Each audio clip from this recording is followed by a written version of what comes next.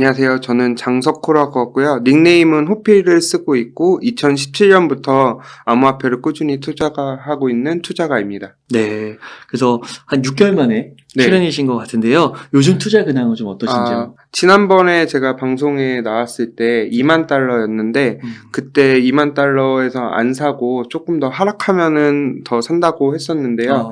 그때부터 좀 분할로 매수하고 원래 10,000달러까지도 한 50% 정도 더 빠질 수도 있다고 생각을 했는데 거기까지는 올라가지 않아서 일단 분할로 꾸준히 매수하다가 지금 현재 한 80% 정도 매수를 하고 있고요. 지금 현재는 반대로 이제 조금씩 비중을 줄여 나가서 현금 확보하려고 지금 준비하고 있습니다. 그때 출연하셨을 때가 2만 달러였고 네. 10,000달러까지 또 50% 하락까지 보셨던 거였죠? 네, 추가로 더 할 수도 있다라고 했는데 모르기 때문에 분할로 지금부터 사야 된다라고 말씀을 드렸던 것 같아요. 그러면 그때 언제 어디까지 내려갔다가 그럼 다시 올라온 거죠? 그때가 한 15,500달러까지 올라갔거든요. 거래소마다 조금씩 다르긴 한데 인덱스 기준으로는 15,500달러고요. 한국 원화로는 2,000만 원까지인데 이게 좀 약간 환율에 따라서 좀 변하기 때문에 그 꼭 15,500일 때 2,000만 원이 아니라 약간 반등했을 때 우리나라 환율이 1,400원에서 한 1,200원 중반대까지 떨어졌었거든요. 그때 최저점이 나왔던 것 같아요. 원화 기준으로는. 근데 오늘 보니까 이거 4천만 원 뚫었던데요. 네, 한 CPI 발표되면서 시원하게 한번 뚫었다가 오늘 내려왔다가 다시 어제 또 PPI 발표되면서 또 긍정적으로 다시 올라가고 있는 것 같아요. 그러면은 벌써 바닥 대비해서 3만 불 4천만 원 된 거니까 거의 100%. 네, 2배 된 거죠. 그렇군요. 근데 이제 지금부터는 이제 조금 매도를 준비하고 있다. 네, 그러면은 한번 설명 한번 부탁드릴게요. 네. 일단은 먼저 이 큰 사이클에 대해서 제가 왜 샀는지에 대해서 약간 비트코인 개인적인 측면이 있고 경제적인 측면이 있어요. 일단 비트코인 자체적인 측면에서 차트를 2개를 준비해왔고 그거 설명드린 다음에 제가 경제적으로 왜 매수를 했는지 경제적인 관점도 한번 말씀드려보도록 할게요. 먼저 처음 여기 보시는 차트는 비트코인 반감기 차트인데요. 이게 기준은 오늘 방송하고 있는 4월 14일 기준으로 제가 작성을 했고요. 여기 먼저 반감기에 대해서 간단하게 설명을 드리자면은 비트코인이 이제 어떤 특정 값을 문제를 풀게 되면은 비트코인을 보상을 줘요. 그걸 이제 채굴한다라고 표현을 하거든요. 근데 보통 처음에 채굴량이 한 번 풀 때마다 보상으로 50개씩을 줬는데 이 보상 비율이 반으로 줄어드는 게 비트코인 반감기라고 해요. 근데 여기서 비트코인 반감기가 총 지금 3번까지 반감기가 있고 4번째가 이제 24년에 예상되고 있습니다. 내년 한 3월에서 5월 정도인데 이거는 그때마다 조금씩 달라서 요거는 조금 더 지켜봐야 되는데 어쨌든 내년에는 반감기가 있다. 그래서 보통 이 주기가 4년 주기 기준으로 돼요, 대부분. 그렇기 때문에 요 반감기가 비트코인에 있어서 쉽게 말하면 채굴량이 줄어드는 거거든요. 금을 기준으로 했을 때 금을 처음에 50개씩 하다가 반감기가 지나면 25개밖에 못 해요. 그러니까 캘 수 있는 양이 점점 줄어드니까 희소성이 늘어나잖아요. 그렇기 때문에 요 가격이 항상 반감기가 있는 다음에는 항상 큰 상승이 있었어요. 그러니까 이게 그거군요. 금광이 캐다 보면 금광에서 금이 줄 거 아니에요. 그렇죠. 그런 느낌이구나. 근데 이제 금 같은 경우는 어디서 또 어떻게 광맥이 터질 수도 있는 건 모르겠지만 비트코인은 딱 2,100만 개로 딱 정리해져 있으니까 요거 반감기로 계속 줄어들고 있고 현재는 최근에 2020년 5월에 12.5개에서 6.25개로 됐고요. 이제 다음 6.25개에서 3.125개 비트코인으로 이제 줄어들기 때문에 저희는 큰 비트코인 자체적으로 지금까지는 큰 4년 주기 사이클에 벗어나진 않았거든요. 그래서 이번에도 아마 크게 벗어나지 않을 것 같은데 그래서 이 큰 관점으로 저희가 지금 투자를 하고 있습니다. 저는. 그러니까 이게 반감기가 지나면, 거치면, 이제 가격이 올라가는 거가 되는 거죠? 반감기가 올라가면 큰 상승. 물론 중간중간도 있는데요. 구체적으로 한번 보시면은 여기 첫 번째 반감기 이후에도 엄청 올랐어요.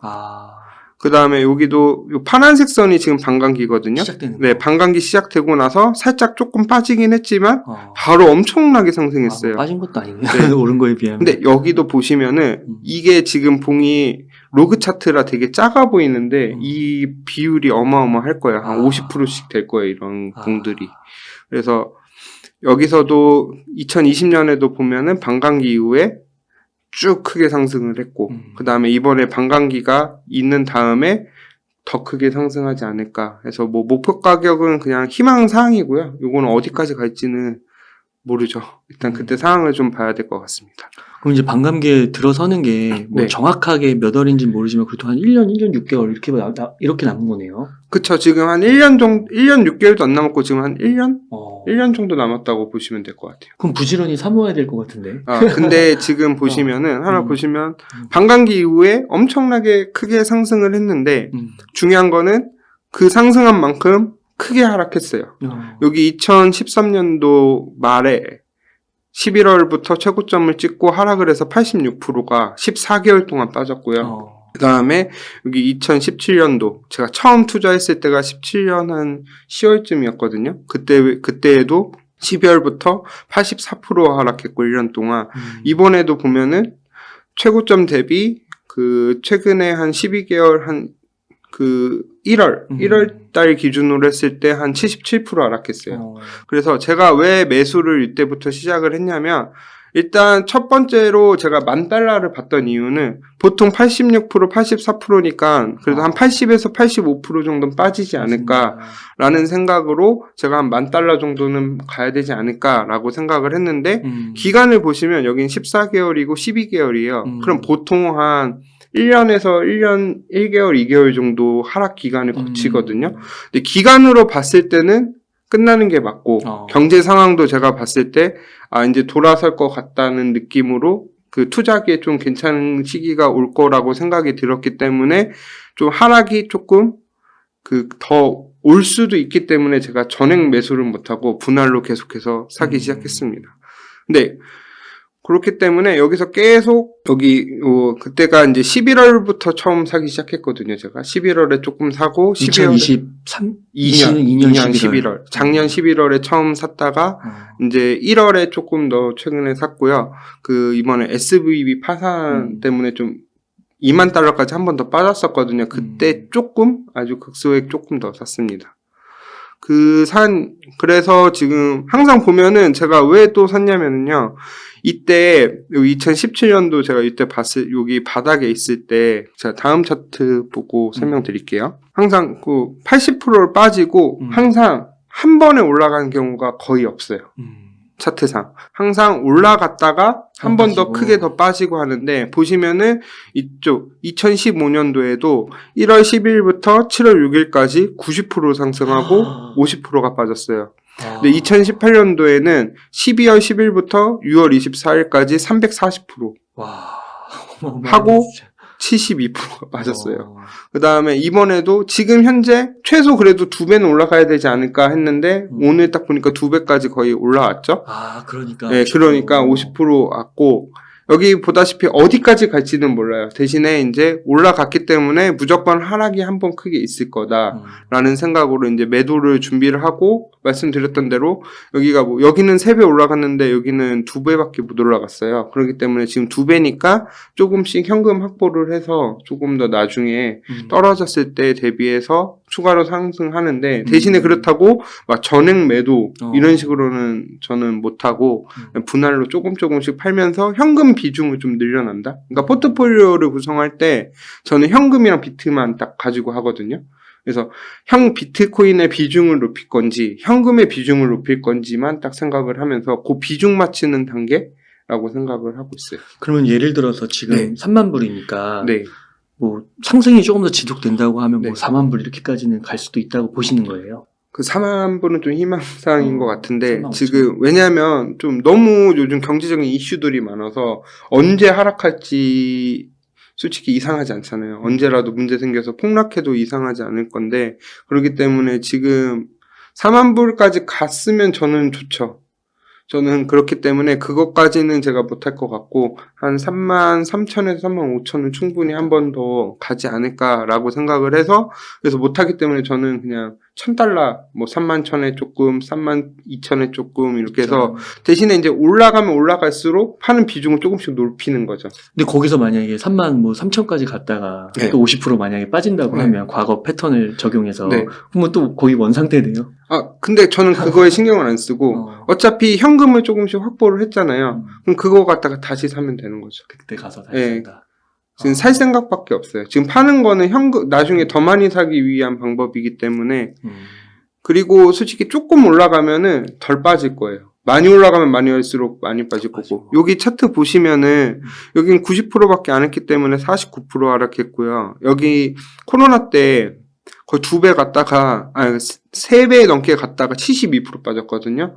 그렇기 때문에 많이 올라가면 올라갈수록 하락도 깊다.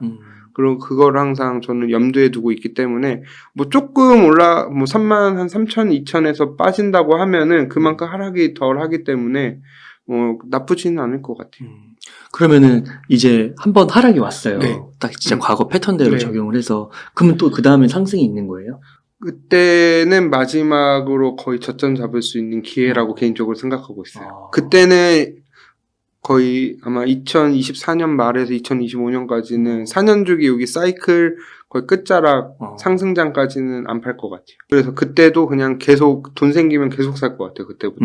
한번 50% 빠진 정도 이렇게 내려오면. 네, 한 30%에서 50% 빠지면은 그때로 이제 사기 시작하면은 그거는 이제 그냥 한 1년 정도 갖고만 있다라고 생각하면은 한 못해도 5배에서 10배는 되지 않을까라는 5배, 생각을. 10배? 왜냐면 여기서도 보면 거의 저점 대비 막 27배 막 많을 때는 막 이때는 500배도 올라가고 이랬었거든요. 와. 그렇기 때문에 지금은 뭐 시총이 높기 때문에 그렇게까지 높게는 안 되는데 그래도 저는 개인적인 생각으로 암만 못해도 전 저점이 한 8천만 원이었거든요. 그런 거 했을 때 한 1억까지는 충분히 가지 않을까. 못해도. 그러면은 만약에 33,000에서 네. 50%가 빠지면 16,000불이라고 하면 여기서 5배. 근데 그걸 아셔야 돼요. 그러니까 33,000불을 가면은 30% 정도 빠진다고 생각을 하고, 그러니까 35,000이 가면은 뭐 4만 달러가 가면 한 60, 70% 빠진다고 보고 그런 식으로 나누기 때문에 저는 기준으로는 2만 달러에서 플러스 마이너스 10% 정도? 그렇기 때문에 2만 달러 조금 위에서부터 계속 분할로 아래로 살 거고, 근데 대신에 중요한 거는 거기까지 안 떨어질 경우도 있잖아요. 그러면은 반등 왔다 싶으면은 사야 되고. 다시 사야 되고, 그게 근데 어렵죠. 심리적으로. 그렇군요. 근데 이게 과거에 아까 첫 번째 슬라이드에서 네. 세 가지 요거 봤을 때는 뭐 약간씩 뭐 조금씩은 다르긴 하지만 네. 그 예를 들면은 14개월, 12개월, 한 2개월 차이가 있는 거고 86, 84, 77 요런 조금 차이는 있지만 얼추 그래도 적용하면 이만큼은 엄청 그래도 많이 빠지는 거니까 충분히 빠졌죠. 가격적으로 봤을 때. 그러면 2만 불이라고 하면 5배면은 이제 1억이 넘는 거고 그 다음에 10배면은 2억이 넘는 거네요. 이 1억 3천에서 2억 6천 정도 되는 거네요. 환율이 근데 그때그때마다 다르기 때문에 그거는 좀 확인해봐야 될 것 같아요. 원하는. 그럼 마지막 하락이 남은 거네요. 한 번의 하락. 저는 이제 이미 마지막 하락을 한 번 더 기다리는 입장이고 근데 이 하락이 되게 좀 지루할 거예요. 여기 뒤에 차트를 보시면은 한 6개월 정도 하락을 하거든요. 보통 6개월에서 9개월. 그렇기 때문에 이게 급하게 사면 또 안 돼요. 그렇기 때문에 이 인내하는 게 너무 힘들어요. 제가 그때 요 하락에서 코로나 여기 그때 시진핑 빔이라고 저희는 얘기를 하거든요. 그때 시진핑이 뭐 CBDC 반응한다 이래갖고 엄청나게 마지막 상승을 하고 하락을 했거든요. 근데 지금 보시면은 요즘에 또 홍콩에서 승인한다 그러고 막 어제도 보니까 런던에서 선물 계약 이제 실시한다 막 이런 식으로 여러 가지 계속 호재가 나오는데 그렇기 때문에 지금 마지막 힘으로 한 번 더 가지만 항상 그런 호재가 나오면 여지없이 하락할 것 같은 느낌을 받고 있어서 이때 제가 돈이 없었어요. 그때 ICO에 막 물려있고 돈도 없고 그때 처음 투자하고 하락을 처음 경험해서 진짜 막 마이너스 한 90% 이런 상태에서 돈도 없고 했다가 처음으로 대출을 생각을 해봤는데 도저히 용기가 안 나서 그거는 못했고 그때의 경험이 너무 강렬했기 때문에 이번에 떨어졌을 때 무조건 사야 된다. 좀 솔직히 좀 무서웠거든요. 그때 막 경기 침체 온다, 막 이제 상고하죠, 막 이런 식으로 막 얘기도 많이 나오고 상장하고냐, 대공황 침체가 온다. 침체가 엄청 심하다, 막 이런 식으로 왔기 때문에 당장이라도 무너질 것처럼 그런 공포 분위기가 있기 때문에 사기가 굉장히 힘들거든요. 그렇기 때문에 근데도 그냥 꾸역꾸역 샀어요.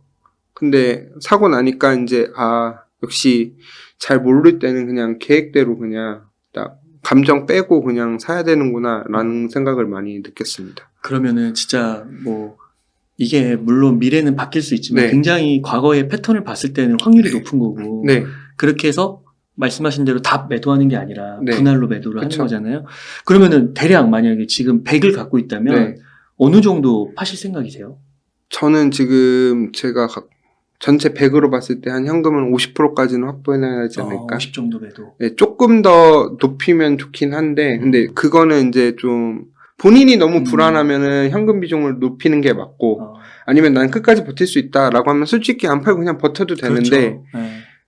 그게 힘들어요. 심리적으로. 내가 왜 못 팔았을까 또 자책하게 되고 이러다 그렇죠. 보니까 현금을 조금이라도 그래도 확보해서 한 최소 30%는 확보해놔야 되지 않을까라고 생각하고 있습니다. 그러네요. 지금 만약에 전 현금이 다 들어가 있는 상태야. 그쵸. 그럼 불안하니까 네. 한 50% 빼면 좋을 것 같고 네. 나 다 들어가 있는데 앞으로 현금 많이 들어온다. 네. 그러면은 뭐 그래서 제가 지금 분할로 조금씩 쪼개놓은 이유가 제가 지금 이미 한 번은 팔렸어요. 31,000에. 아니, 3만 달러부터 팔기 시작해서 3만에 한 번 팔렸으니까 조금씩 확보가 되면은 조금만 올라가도 최소 30%의 현금은 확보가 돼 있기 때문에 전략적으로 그렇게 딱 다 계획적으로 세워놨습니다. 그렇군요. 그러면은 우선은 한 1억 3천에서 2억 6천까지는 올라갈 수 있다. 혹시 그 이상도 올라갈 수 있을까요?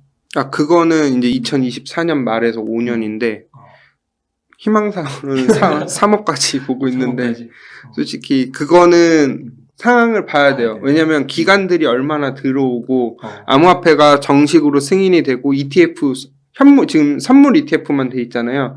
현물 미국에서. 네, 미국에서 현물 ETF가 승인이 되면은 그때 기관들이 얼마만큼 들어오고 인정을 받는지에 따라서 또 달라질 것 같아서 그거는 제가 그때 상황을 보면서 체크를 해야 되기 때문에 희망사항은 한 3원까지도 가는데 근데 이제 좀 걱정되는 거는 너무 많이 올라가면은 이런 4년 주기 사이클도 깨질 수도 있지 않을까라는 생각도 있어서 그거는 근데 지금 당장 생각할 건 아니고 우리는 그냥 한 번 더 빠지면은 지금 또 사시는 분들이 또 있으세요.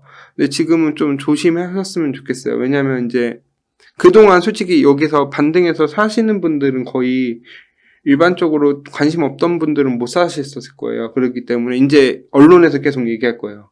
비트코인 이제 올라간다. 이제 주식도 이제 좀 긍정적으로 변했다. 경제가 이제 생각보다 침체는 약하게 올 거다. 막 이런 식으로 약간 안심하는 분위기가 갈 수도 있는데 그럴 때 이제 개인들이 들어오면서 한번 빠지거든요. 그게. 그렇기 때문에 지금 아예 사고 계셨던 분들을 갖고 있는 건 괜찮은데 이제 한 번도 투자 안 하신 분들은 진짜 조심해서 꾸준히 길게 한 6개월, 3개월에서 최소 3개월에서 6개월 후에 천천히 준비를 하시는 게 좋지 않을까 생각하고 있습니다. 그러니까 이게 진짜 좀 공부가 사전에 많이 필요하고 또 경험을 좀 해봐야 되는 게 소액이라도 그렇죠. 비트코인 투자를 한다고 했으면 왜냐면은 이번에 2차 전지도요. 네. 보면은 에코프로랑 에코프로비엠이 엄청 오르잖아요.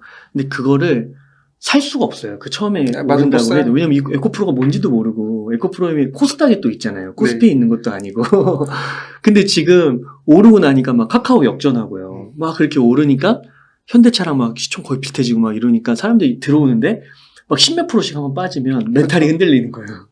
그렇기 때문에 에코프로도 솔직히 봤을 때 사람들 봤을 때 2배나 올랐는데 더 가겠어? 그런데 실제 더 가잖아요. 지금 6배인가 갔죠? 네, 7배 한 거의 갔던 것 같아요.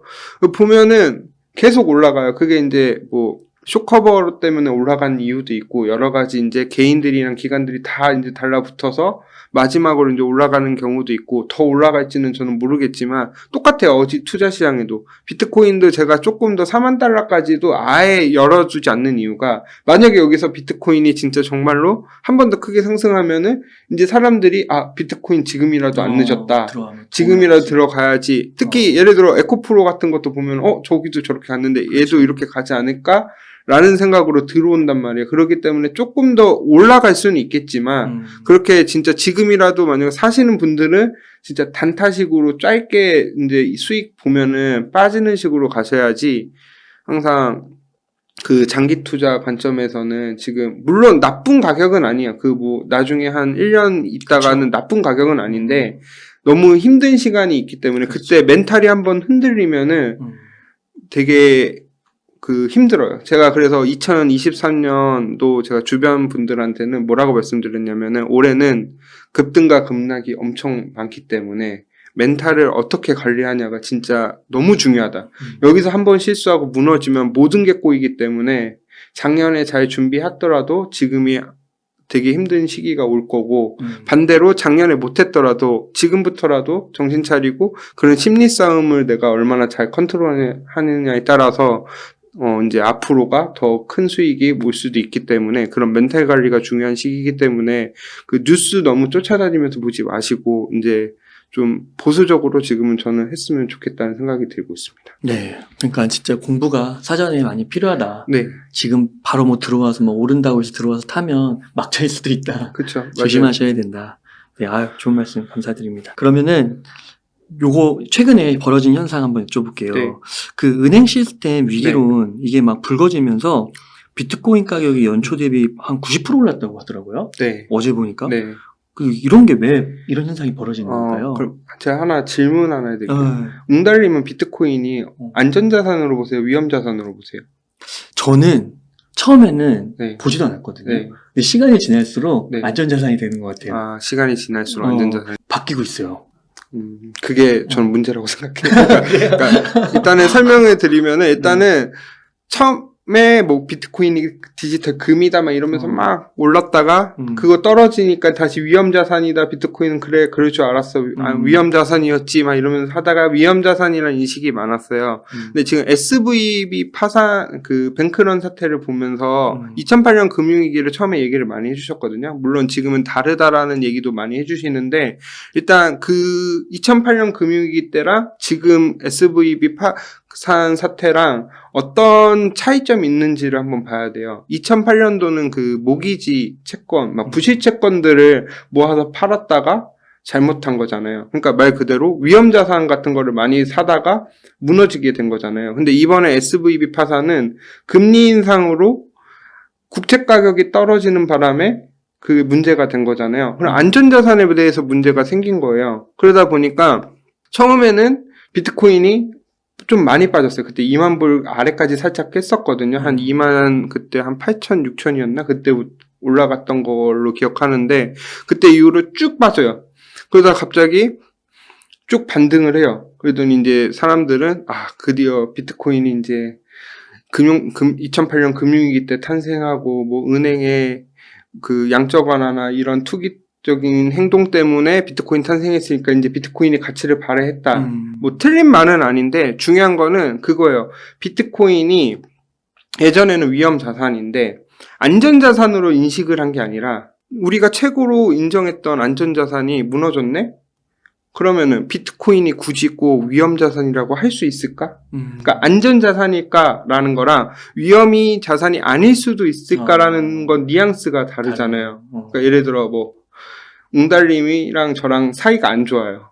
근데 원래 진짜 안 좋았다가 얘가 엄청 착한 애야 라고 갑자기 돌아서는 거랑 착한 애가 꼭 그렇게 엄청 나쁜 애는 아닐 수도 있네 라는 느낌은 다르잖아요. 그쵸, 약간 그쵸. 그런 느낌으로 한 거지 아직까지 뭐 안전자산이다 이런 거는 정말 위험한 생각인 것 같아서 그렇게 이제 얘기를 해야지 비트코인이 올라갈 거 아니에요. 더 크게 안전자산이다 이런 식으로 하기 때문에 그런 식으로 해야지 더 크게 올라가고 그때 이제 또 물량이 이제 손바뀜이 울면서 또 하락이 되는 거기 때문에 정말 조심해야 되고 그렇기 때문에 이번에 또 은행이 계속해서 조금씩 리스크가 나오면 이제 올라갈 거예요. 비트코인이.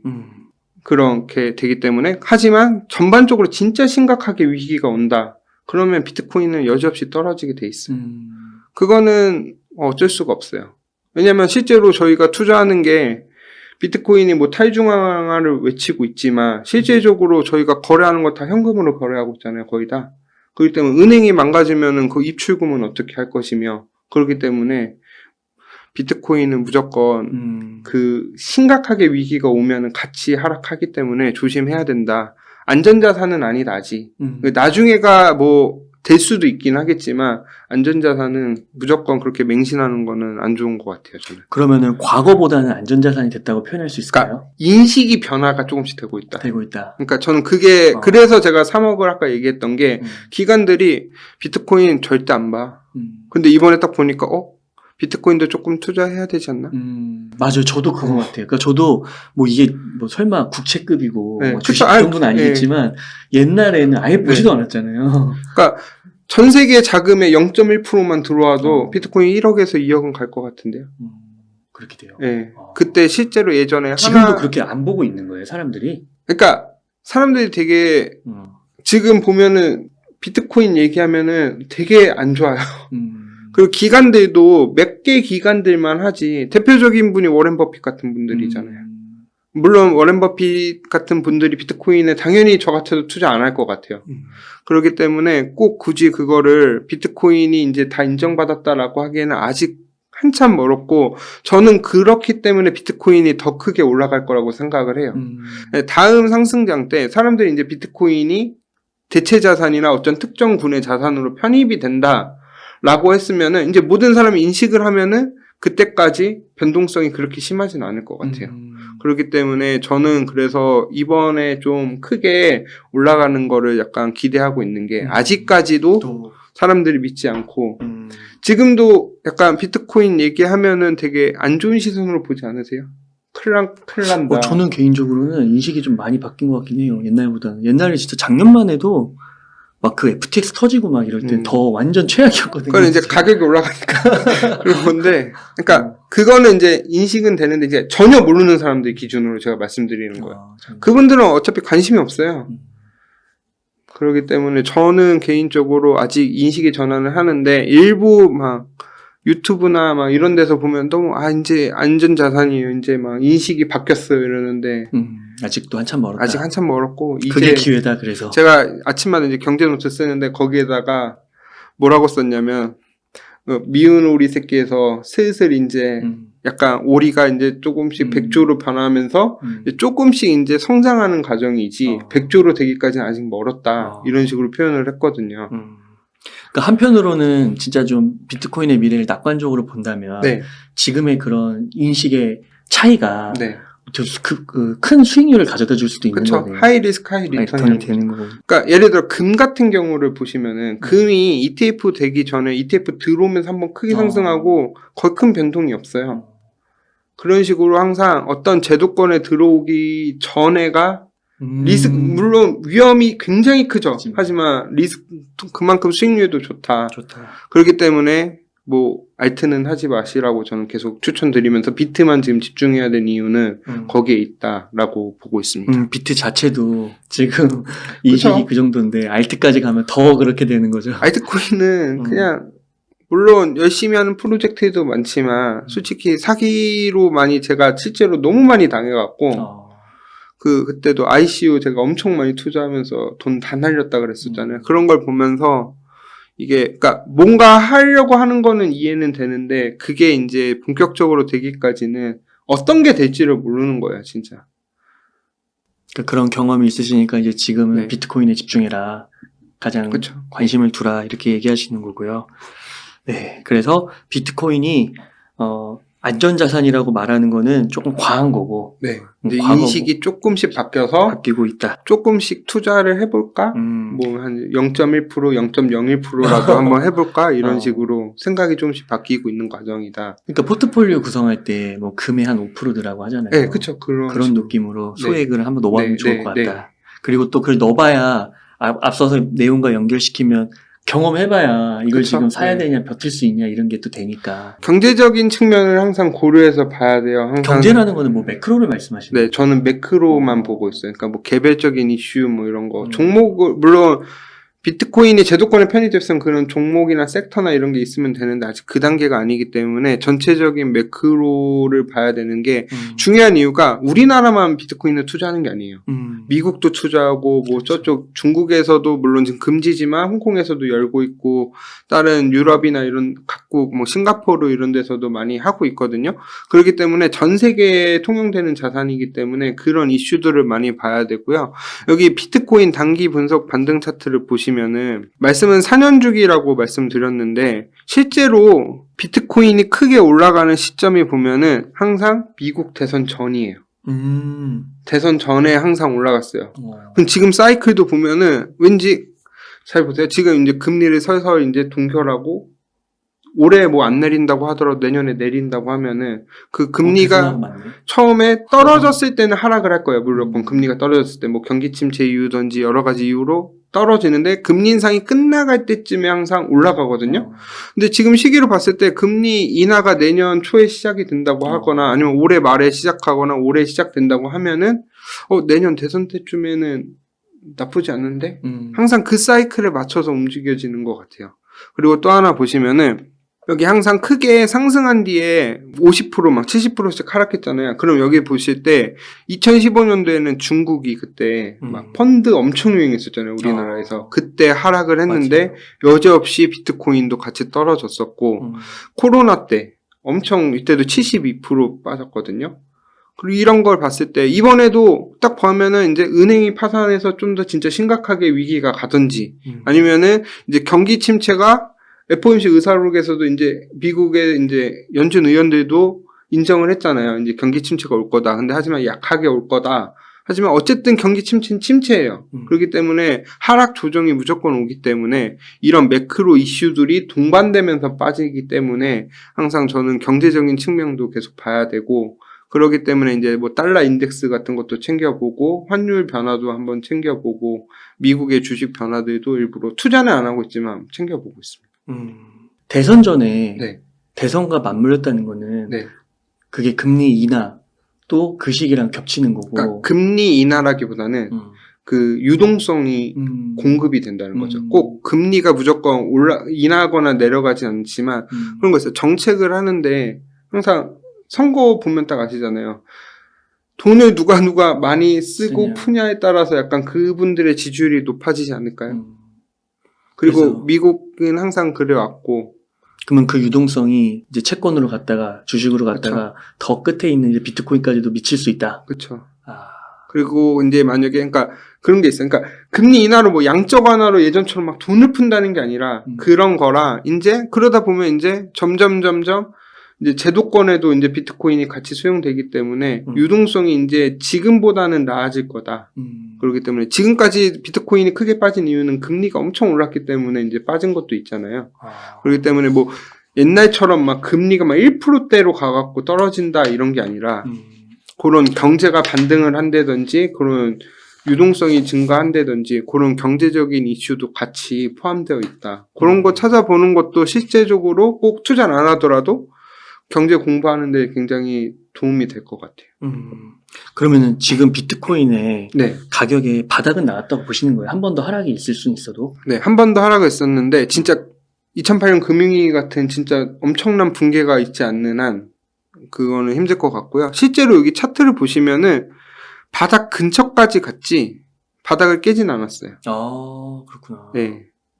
그렇기 때문에 여기 바닥을 거의 근접해서 가요. 그렇기 때문에 제가 15,000 아까 500이었잖아요. 그러니까 한 16,000까지도 갈 수도 있는데 어떻게 될지 모르니까 분할로 계속 사셔야 된다고 얘기를 한 거고 실제로 거기까지 안 가고 올라갈 수도 있기 때문에 그거는 그렇죠. 지켜봐야 되는 거죠. 그렇군요.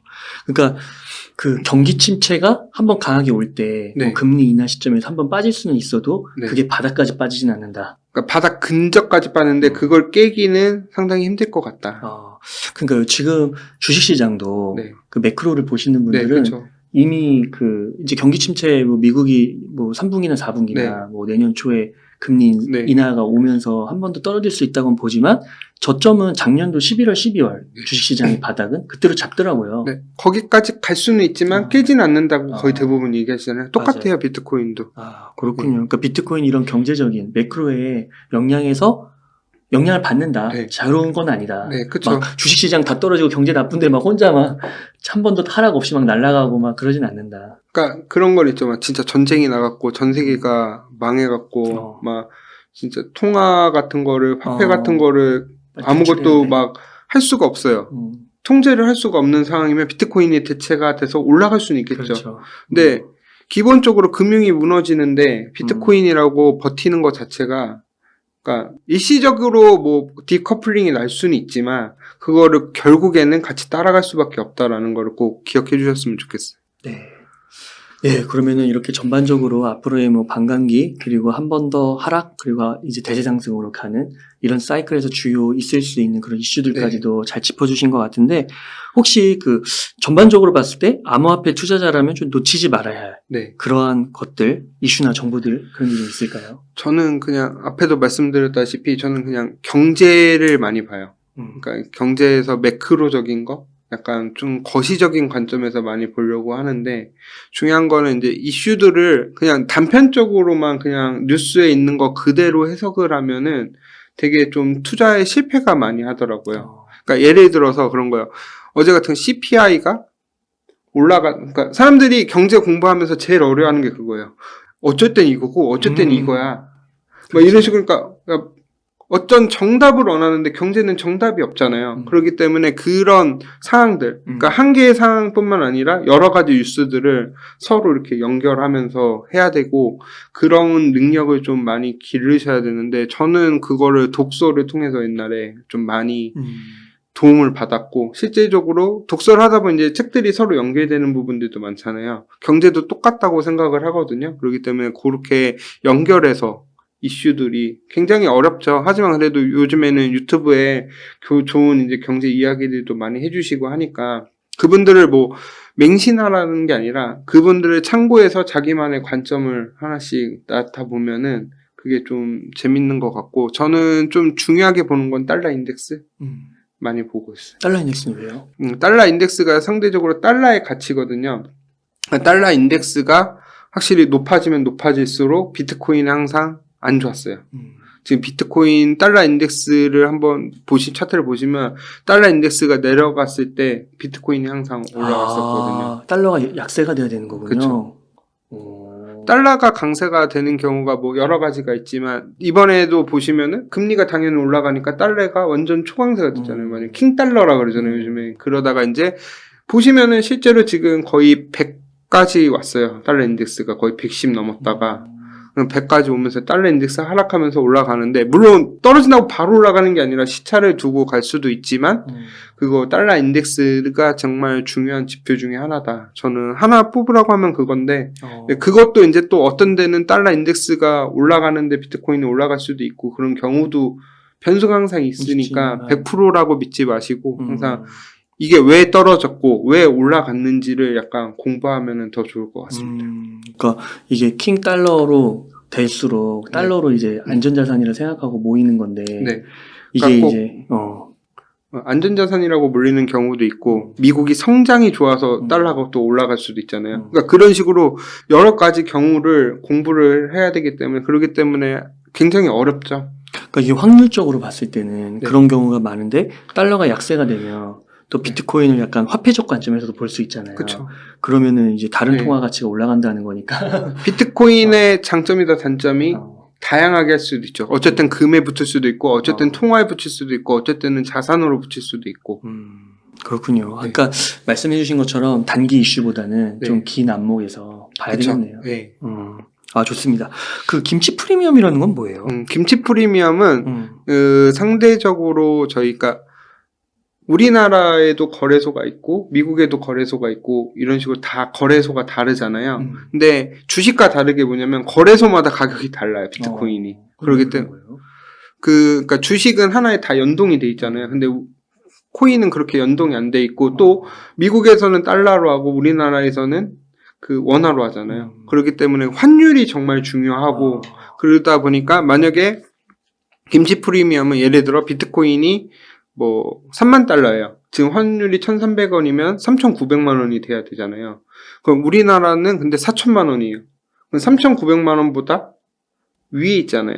그럼 이게 김치 프리미엄이라고 하거든요. 그 차이만큼 100만 원만큼 차이가 있는 거를 김치 프리미엄. 뭐 요즘에는 막 코인베이스 프리미엄, 뭐 코인베이스가 제일 큰 이제 미국의 그 거래소거든요. 비트코인 거래소인데 근데 거기 이제 요즘에는 또 코인베이스 프리미엄 막 이런 식으로도 갖다 붙이는데 그런 것보다 이제 김치 프리미엄은 쉽게 설명드리면은 달러 가격을 원화로 환산했을 때랑 우리나라에서 지금 거래소 가격이랑 차이가 나는 거. 만약에 미국 거래소가 높다라고 하면은 김치 프리미엄이 높다라고 돼 있는 김치 프리미엄이 있다라고 하면은 만약에 가격이 하락이 됐다. 3,900만 원에서 3,800만 원이다 우리나라. 그럼 그거는 역프리미엄이라고 하거든요. 그렇기 때문에 항상 김치 프리미엄이 항상 아래로 우리나라가 더 싸다라고 했을 때는 항상 좀 비트코인이 나쁘지 않는 흐름으로 가고 있어요. 그러면은 김치 프리미엄이 플러스로 가면 네, 매수는 좀 신중해야 되는 건가요? 근데 이제 또 꼭 그렇게 볼 수가 없는 게 뭐냐면 대세 상승장 때는 진짜 그 2018년, 17년도 말에는 50%가 넘는 경우도 있어요. 김치 프리미엄이. 그래요? 네, 그래서 우리나라 그 박상기 전 법무부 장관님이 막은 이유가 우리나라는 시세 차이가 우리나라로 갖고 들어오면 50%를 더 버는 거예요. 외국에서 사갖고. 그렇기 때문에 그걸 사면 다시 이제 또 나갈 거 아니에요. 그러니까 자금이 빠져나가니까 막는 거고. 20년도에는 정확히 기억이 안 나는데 한 20%까지 갔었던 것 같아요. 물론 지금은 그렇게까지 안 내는데 그래서 막 한 3% 이상 차이가 나면은 조금 하락할 수 있는 가능성이 높기 때문에 조심해야 되고 근데 하나 좀 요즘에 제가 보는 게 꼭 그걸 안 보는 이유 중에 하나가 요즘 환율 변동이 너무 심하잖아요. 그러니까 환율에 따라서 순간적으로 이게 차이가 발생이 되거든요. 그렇기 때문에 지금은 그러니까 막 3% 이상 막 5% 넘어간다 그럼 그때부터 조심해야 된다. 하지만 이제 만약에 정말 상승장이다라고 하면은 더 올라갈 수 있는 추진력이 있긴 하지만 진짜 조심해야 된다 그때는. 그렇기 때문에 반대로 역프리미엄이다. 그럼 막 1% 이상 역프리미엄 난다. 그러면 그때는 이거는 그냥 기계적으로 사야 되지 않을까라는 생각을 한 번씩 해봐야 될 것 같아요. 그러니까 그때 막 프리미엄을 20% 50% 줘도 네. 올라가는 힘이 너무 강하니까 계속 사는 거죠. 왜냐면 그때는 이제 비트코인만 이제 아파트랑 똑같네요.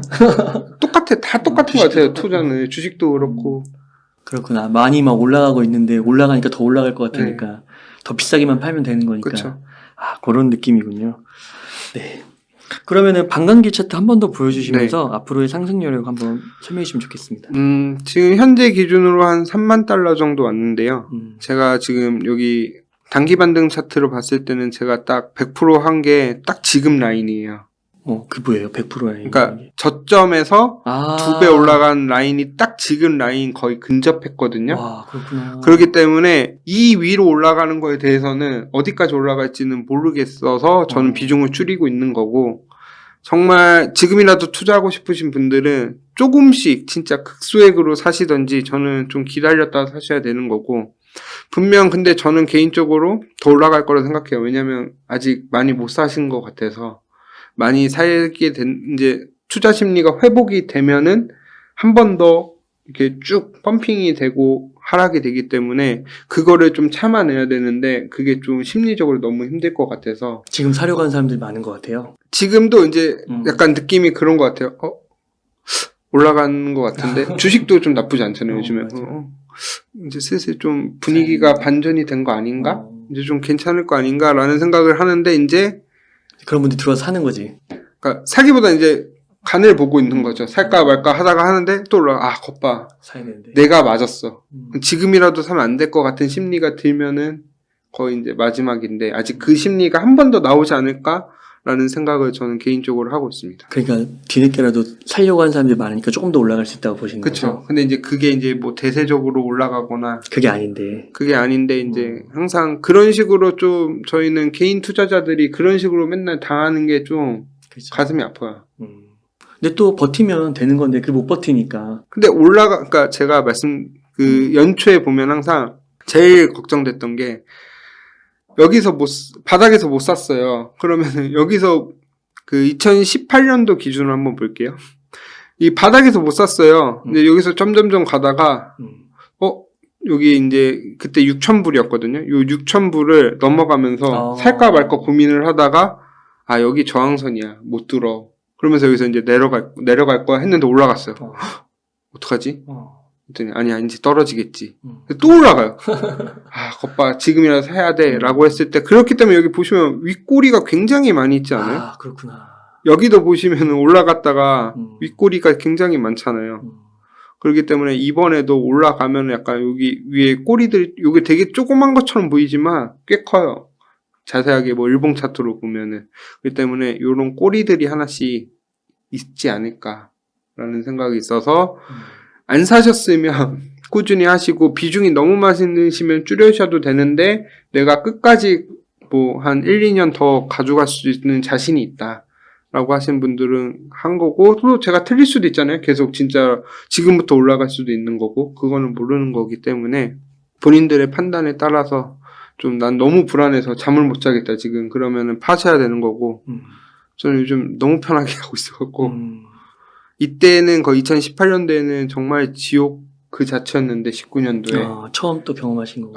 그때 너무 힘들었죠. 하루하루 그게 너무 힘들었는데 지금은 너무 편하게 이렇게 투자를 하고 있어서 지금은 좀 조심해야 될 시기가 아닐까. 그 고생하고 그 편하다고 하는 게 사실 지금 들어오시는 분들이 한 번도 경험해보지 않으신 분들이 그걸 다 가져간다고 하면 그건 인생이 좀 불공평한 것 같아요. 근데 이제 중요한 거는 힘드신 분들이 굉장히 많고 제가 직접 그걸 다 경험을 했기 때문에 저는 그분들이 얼마나 힘든지 알기 때문에 조심하셔야지. 만약 그분들은 진짜 힘들고 많이 물려 계신 분들은 그냥 버텨야 된다고 생각을 해요. 또 호필님이 오늘 얘기해 주신 게 뭐 비트코인이 떨어진다고 하지만 그게 진짜 뭐 완전한 끝남이 아니라 그쵸. 대세 상승장으로 뭐 2억 6천까지도 보시는 거잖아요. 네. 그러면 뭐 지금 사도 10배네요. 추진력을 위해서 이제 한번 좀 쉬어가는 타이밍이라고 생각하시면 좋을 것 같아요. 5배, 10배니까 뭐. 그러니까 참 그게 힘든 것 같습니다. 빨리 부자가 되고 싶어 하는 그런 거랑 또 다시 연결되는 것 같고. 저도 처음 투자했을 때는 금방 부자 될 줄 알고 이렇게 했는데 항상 보니까 경험이 정말 중요한 것 같고 이게 좀 길게 보면은 되는데 항상 너무 짧게 보는 것 같더라고요. 근데 생각해보면 2년 전, 뭐 6년 전 되게 오래된 것 같은데 금방 가잖아요, 또 시간이. 그렇기 때문에 길게 보는 게 그렇게 나쁘진 않은 것 같아요. 네. 그러면은 지금 만약에 암호화폐 투자 포트폴리오를 꾸리신다면 한 1억 정도가 있어서 어떻게 좀 사시겠나요? 일단은 투자를 안 했으면 똑같이 말씀드리지만 현금 100%고 만약에 내가 비트코인 비중이 한 8, 90% 됐다. 그러면 한 30%에서 30% 정도 정리해서 한 60%, 50%에서 한 70% 정도는 갖고 가고 현금은 한 30에서 50% 가져갈 것 같고요. 만약에 나는 정말로 비트코인이 계속 올라갈 것 같고 믿음이 있다. 그래도 저는 80%에서 90% 하고 10% 정도는 현금 무조건 있어야 된다라고 생각을 하고 있습니다. 알트코인은 안 사세요? 알트는 저는 월급에서 진짜 한 10만 원? 막 이렇게 한 종목 정도 10만 원 이렇게 사는데 그거 빼고는 아예 쳐다도 안 보고 있어요. 그렇구나. 왜냐면 물론 알트코인이 수익률이 더 좋은데 상승장 때 비트코인으로 수익 내고 난 다음에 알트코인 사도 안 늦기 때문에 그리고 저는 항상 중요한 게 트렌드가 계속 바뀌어요. 알트코인. 그래요. 그리고 이번에 재작년에 핫했던 코인이 다음에도 핫할 것인가? 라는 건 좀 의문이 있어요. 지난 장도 그렇고 그 전 장도 비교해 봤을 때 알트코인이 기존에 있던 코인들이 올라가기가 힘들어요. 물론 저점 대비는 많이 올라가겠지만 그게 뭐가 올라갈지도 모르겠고 차라리 그럴 거면 저는 새로 나온 코인들 새로운 트렌드 그때 따라서 투자하는 게 낫지. 그리고 비트코인으로 안정적으로 자산을 불릴 수 있는 시기에 굳이 모험을 하면서까지 비트코인도 이렇게 변동성이 큰데 굳이 알트코인까지 지금 해야 되나? 라는 생각은 좀 있고. 그건 어떻게 생각하세요? 비트코인이 네. 그 막 3만 불 이렇게 되면 네. 4천만 원 되고 비싸다. 네. 그렇게 생각할 수도 있잖아요. 그래서 지금 이더리움 올라가고 있잖아요. 그래서 비트코인 못 사니까 이더리움이 간 거고. 근데 그게 비싸다고 하는 개념이 맞는 건가요? 왜냐면 쪼개서 살 수 있잖아요. 그러니까 그거죠. 그러니까 비싸다는 개념이 일단은 근데 처음 투자를 하시는 분들은 아무것도 모르는 상태에서 딱 보면 가격만 보잖아요. 그러니까 당연히 그래서 리플이 그렇게 핫했던 거고 옛날에. 싸서. 왜냐면 딴 건 막 100만 원, 몇백만 원, 막 몇십만 원 하는데 리플은 막 300원이래요. 아, 그래요? 그때 처음에 이제 알트코인이 한 10몇 개밖에 없었거든요. 그러면은 딱 봤는데 뭐 다른 거는 막 몇만 원에서 10만 원 하는데 이건 300원이야. 얘는 안 올라갈 것 같은 거예요. 그러니까 시총이란 개념이 없는 거죠, 그때는.